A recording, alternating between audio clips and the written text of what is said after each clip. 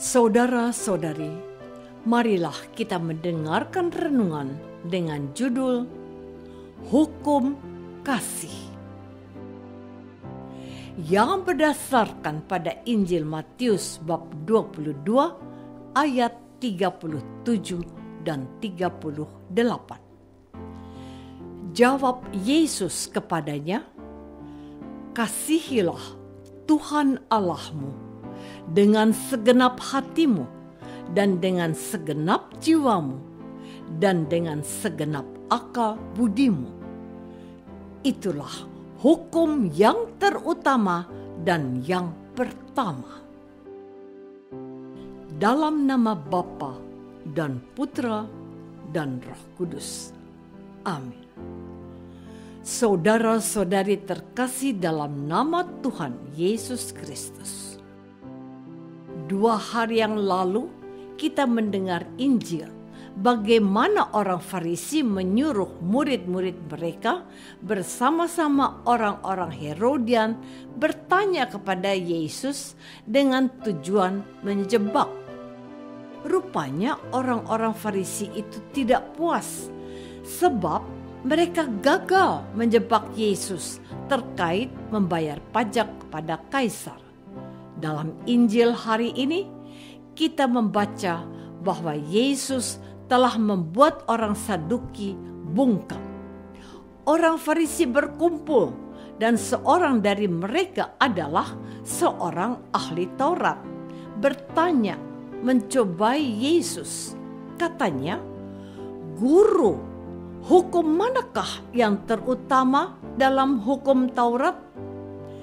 Jawab Yesus kepadanya, "Kasihilah Tuhan Allahmu dengan segenap hatimu dan dengan segenap jiwamu dan dengan segenap akal budimu. Itulah hukum yang terutama dan yang pertama. Dan hukum yang kedua yang sama dengan itu ialah, kasihilah sesamamu manusia seperti dirimu sendiri."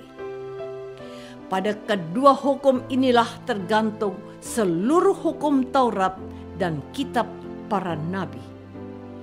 Dari jawaban Yesus inilah kita mendengar ringkasan dari seluruh isi kitab suci, baik perjanjian lama maupun perjanjian baru. Saudara-saudari terkasih, pertanyaan kita adalah bagaimana kita dapat mencintai Allah yang tidak dapat kita lihat dengan mata jasmani kita dan tidak bisa kita raba dengan tangan jasmani kita sendiri. Kita mencintai Allah dengan melakukan beberapa hal. Pertama, tidak menyembah berhala. Menyembah berhala tidak hanya menyembah patung, batu, kayu, kekayaan, atau hal dunia lainnya yang kita nilai sama tinggi atau bahkan lebih tinggi dari Allah. Kedua, tidak menyebut nama Allah dengan sembarangan. Di sini berlaku bagi para pengikut Yesus yang terkadang mempergunakan nama Allah untuk meyakinkan orang lain atau berbuat suatu kejahatan. Kejahatan ditutup dengan menyebut atau bersumpah demi nama Allah. Ketiga, mengingat dan menguduskan hari Sabat. Sebab 6 hari lamanya kita telah bekerja dan melakukan segala pekerjaan kita. Dan Allah hanya meminta 1 hari saja untuk kita khususkan bagi Allah. Ini pun sulit kita lakukan. Sebab kalau kita ikut misa, kita terkadang mulai gelisah dan tidak nyaman jikalau misanya terlalu lama atau khotbah pastornya panjang. Saudara-saudari terkasih, pertanyaan kedua yang patut kita ajukan adalah bagaimana kita dapat mencintai sesama seperti kita mencintai diri kita sendiri. Sesama di sini adalah semua orang di luar diri kita. Artinya orang tua, pasangan, anak, dan anggota keluarga kita termasuk sesama kita. Sebab kita mudah lupa. Kita terkadang berpikir bahwa mencintai sesama berarti mencintai orang di luar anggota keluarga kita. Akibatnya, kita kurang peduli dengan orang-orang yang terdekat dengan kita, orang-orang yang setiap hari ada bersama kita, orang-orang yang telah, sedang, dan akan siap mengorbankan apa saja untuk kita. Contoh yang sangat sederhana, seorang suami yang dengan mudah melihat kekurangan dan kelemahan istrinya, dan sebaliknya merasa sangat sulit untuk melihat kelebihan pada perempuan lain.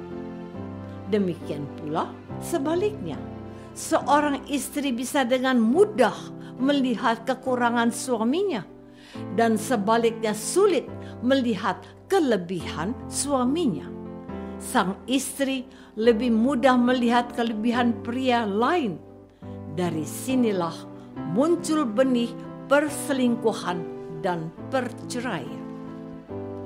Saudara-saudari terkasih, mencintai sesama dapat kita buktikan dengan beberapa hal.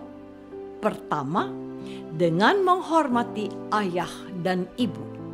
Sebab tidak mungkin kita mencintai orang yang jauh dengan kita, sementara orang tua yang telah melahirkan dan mendidik serta mengorbankan hidupnya kita abaikan atau sia-siakan.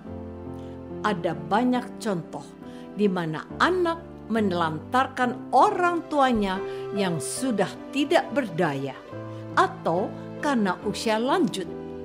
Selain itu, sabda Tuhan menegaskan bahwa dengan mencintai orang tua, maka Tuhan akan memberikan umur yang panjang. Kedua, tidak membunuh. Membunuh adalah tindakan yang tidak menghormati dan mencintai kehidupan. Ketiga, tidak berzinah. Kalau kita berzinah berarti kita tidak lagi menghormati kesucian hidup kita maupun kesucian sesama. Keempat, mencuri. Kalau kita mencintai sesama, maka kita pun akan menghormati dan menjaga apa saja yang menjadi milik orang lain. Kelima, tidak mengucapkan saksi dusta tentang sesama kita. Keenam, tidak mengingini rumah sesama kita. Ketujuh, tidak mengingini istri atau hamba laki-laki atau perempuan atau apapun yang bukan milik kita. Apakah selama ini kita sudah mengamalkan hukum cinta kasih dengan mencintai Allah dan sesama kita seperti mencintai diri kita sendiri? Marilah kita berdoa. Tuhan Yesus Kristus, Engkau telah mengajarkan dan memberi teladan agar kami mencintai Allah dan mencintai sesama seperti kami mencintai diri sendiri. Curahkanlah roh cinta kasih-Mu supaya kami mampu mencintai Engkau dan mencintai sesama kami seperti kami mencintai diri sendiri. Doa ini kami persembahkan dalam nama Yesus, Tuhan dan pengantara kami. Amin. Semoga kita semua selalu dinaungi dan dibimbing oleh berkat Allah yang Maha Kuasa, Bapa dan Putra dan Roh Kudus. Amin.